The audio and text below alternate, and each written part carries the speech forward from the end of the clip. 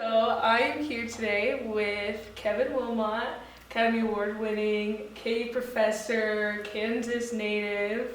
I've looked, of course, into all your work, and I think out of all the subjects that you've done so many subjects on Black history, on Native American history, but then William Allen White is a bit outside of like that usual realm. Sure. So why William Allen White? Well, I think I'm a Kansan, and I grew up hearing a lot about William Allen White. You know, as when we growing up in Kansas, when I was a kid, William Allen White's legacy, and he was really big, and I think there were a lot of people that had kind of still knew him, and like the person who owned the newspaper in my hometown, Junction City, I think he was a colleague of William Allen White. And so I think a lot of journalists, a lot of leadership in Kansas, when I was a kid, William Allen White was still very much a presence in their life. And so we learned about him in school. And they never told us a lot about him, but just that he was a really important journalist. And so when I'd heard bits and pieces about, how he really ran the Ku Klux Klan out of Kansas. And so that part of the story really always intrigued me. But more than anything, I just really wanted to know more about him and his significance nationally, because he wasn't just a Kansas guy; he was really a national figure. And working with the folks in Emporia, that manage his home, and they really wanted to bring his memory back, and really kind of reestablish him for a new generation. And so that was a lot of what the film was about. I like even what you're talking about, how you grew up knowing about William Allen White. You knew that he was a prominent journalist. And so I know that one of your quotes is like, write about what you know. Right. And so with how much you knew about William Allen White, what surprised you about getting to know more about him, doing more research about him? Sure. Well, I kind of heard the story about how he, politically he ran for governor specifically to kind of, rid the state of the Ku Klux Klan. Mm-hmm. So I didn't know the details of all that. So that part of it really interested me, because, it's a great example of kind of how journalism, can improve society. I mean, he was a journalist. He used his power as a journalist to really take on a huge social ill. And if he hadn't done that, Kansas was vulnerable to becoming an Alabama or Mississippi. I mean, the Klan, you got to remember, the Klan at that time was like the Kiwanis. It was just a fraternal organization. I mean, when you drove into town, there'd be a sign outside of town saying, hey, the Kiwanis, the Knights of Columbus, and the Klan. I mean, it's a totally accepted thing. I remember my father growing up. My father was older man, and my father was born in 1898. So he would have been, he was 60 when I was born. And so, he was, around at that same time. And he said, on the 4th of July, this is in Junction City, the Klan would march during the 4th of July parade. And so that's how it was in Emporia as well. So it was normalized. And so you got to kind of think about how normal the Klan was at that time. Mm-hmm. And so for him to really rid them from the state, to really run them out of the state, was really an incredible achievement. And then, I learned so much more about him. Obviously, his international views.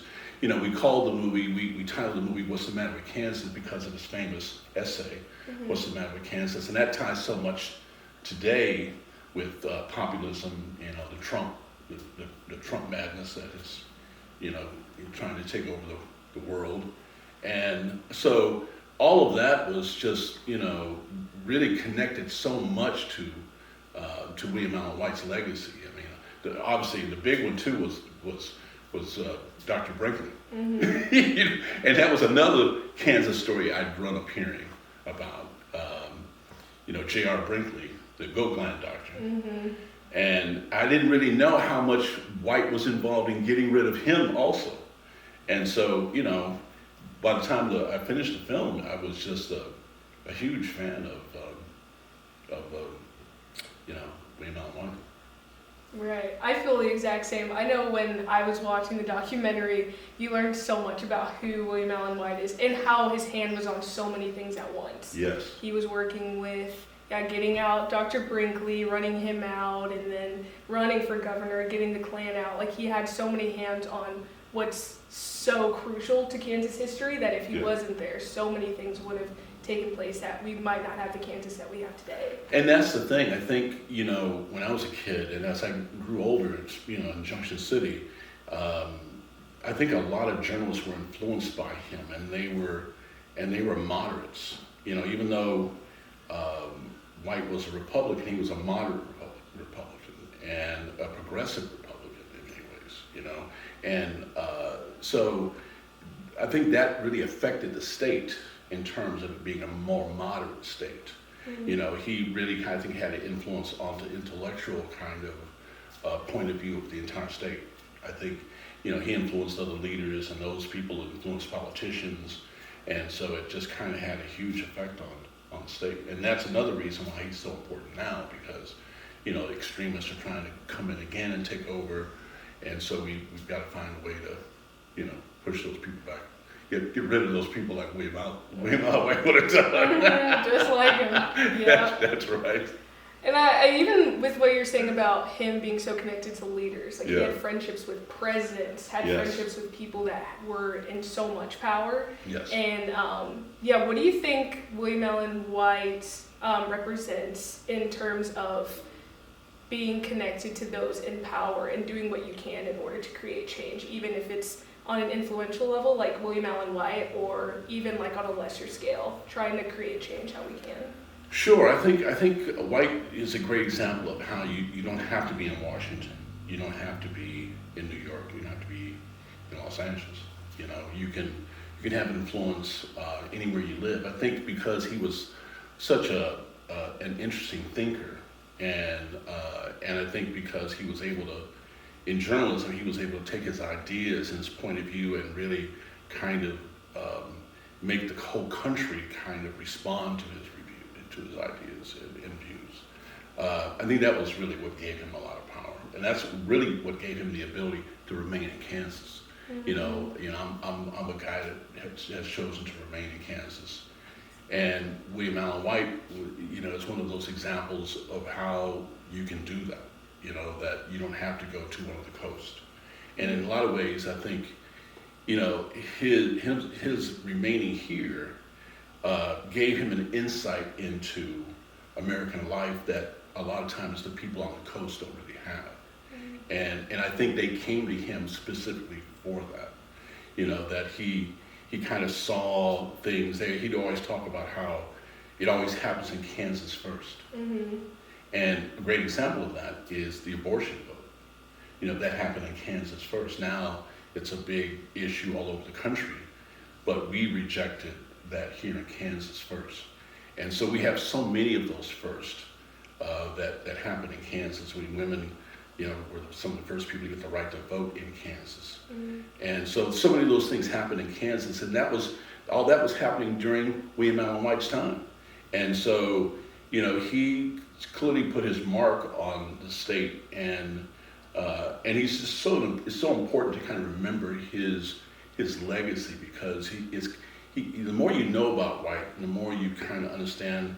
He kind of gives you a how-to kind of, a how-to method in terms of how to achieve this today, mm-hmm. And so in that sense, I think that's a big part of it. There's a lot that White, even just seeing how democracy has changed so much, and since he's been around. Even just in the last 100 years, I think White would have a lot to say about it. He would be riding the way. So. And White was kind of part of the thing that kind of moved the civil rights movement forward. He wasn't part of the civil rights movement really, but he wrote editorials in the 20s and 30s that were kind of pro-civil rights in various ways. And all of those things helped gradually to build the civil rights movement. And seeing the attack on the progress we've made in America, you know, seeing the attack on that progress, you know, the attacks on immigrants, and the attacks on gays and trans folks, and really trying to keep black people from voting in the country, trying to remove the Voting Rights Act. He would be very connected to those things, and you can see how the progress that he was really a part of, how it's got to be reinforced. Mm-hmm. You mentioned how you tell stories that need to be told, that the whole world needs to hear. So with all the ways that you can make change, all the ways that you can advocate for these things to be different, why film? Why film specifically as the route that you choose? Well, it's interesting because, you know, I started out writing plays because I didn't have access to film. But I did plays because there was no film school when I was growing up here,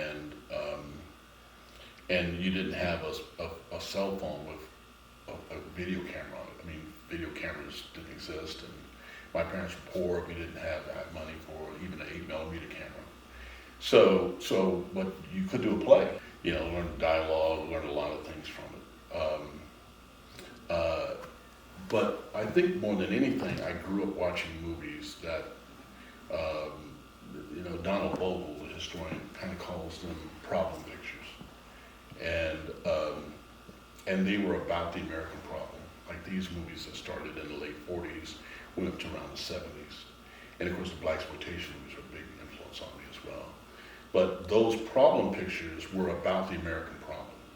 So movies like, you know, Gentleman's Agreement, which is about anti-Semitism, and you know, the Defiant Ones, all the Sidney Poitier movies all those movies are about racism, and they're about kind of making Americans understand how racism works and all of that. And for me, that was a huge, when I saw that as a kid, you know, growing up in Junction City and experiencing racism quite often, you would see those movies and you'd kind of say, wow, you know, that's a way to do the thing that I love, movies, do the thing that I wanted to do. I felt I had some talent in telling stories and acting and all that kind of stuff, and making society a better place. And that's the thing that I think journalism and film and theater, it's all about making things a little bit better, you know, and doing great art at the same time. You know, it's not exclusive of the other. Right. You know, if you're going to have effective art, then it needs to be great storytelling, and it needs to be funny and sad and thrilling and scary and all the things it needs to be. And at the same time, it's got to have a message so that people kind of come away. It's like William Allen White's message with his daughter. It can't be so over the top that you don't really connect to it. It's got to be subtle, and it's got to be sophisticated, and it's got to be, you know, moving and underneath the, you know, so you don't really see it coming at you. Right, yeah. So all of those things, you know, they're challenging. They're great challenges. I mean, they're not easy to do well. So that part of it is good too. So it's like you have to find your way of doing it well, and that's always a challenge. Yeah, it's very true. With even, yes, you started out with plays and theater, and then turning to film, and all these things, all these different avenues that you took. Is there anything that you would do differently in how you came to become the director and the teacher that you are today? You know, it's funny. I think, you know, I don't really have many regrets. You know, I mean, I made plenty of mistakes, but nothing I would do dramatically different. You know, I think everything kind of has worked out about as well as it could. You know, in a lot of ways. More than anything, it's kind of you know, about just staying with it. And I tell my students all the time, just stay with it. You know, kind of find the thing that you love, and White talks a lot about that as well. You know, find the thing that you love and just stay with it. And got to be honest with yourself. You know, if it's not going anywhere, you got to figure some things out. But if it's moving forward and you're getting better at what you do, and you're getting some public kind of support, then you're probably on the right path. And just stay with it, and don't give up, and you're gonna get wherever you're trying to go, you'll get there.